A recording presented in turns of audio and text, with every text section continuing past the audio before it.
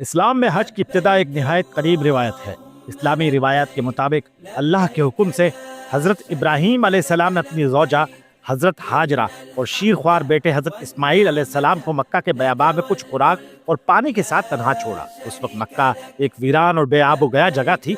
पानी की तलाश में हज़रत हाजरा सफ़ा और मरवा के दरमियान दौड़ती रही और जब वो 7वें चक्कर में पहुंची तो देखा हज़रत इस्माईल अलैहिस्सलाम ज़मीन पर एड़ी रगड़ रहे हैं।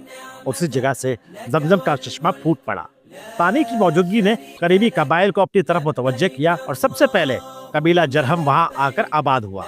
जब हजरत इस्माईल अलैहिस्सलाम बड़े हुए तो उन्होंने इस कबीले में निकाह किया और वहीं रहने लगे। कुरान के मुताबिक हजरत इब्राहीम अलैहिस्सलाम और हजरत इस्माईल अलैहिस्सलाम ने अल्लाह के हुक्म से खाने काबा की बुनियाद रखी। काबे के मशरकी कोने में हजर अस्वद को नस्ब करने के बाद हजरत इब्राहीम अलैहिस्सलाम पर वही नाजिल हुई जिसमें अल्लाह ताला ने फरमाया, लोगों को हज के लिए पुकारो।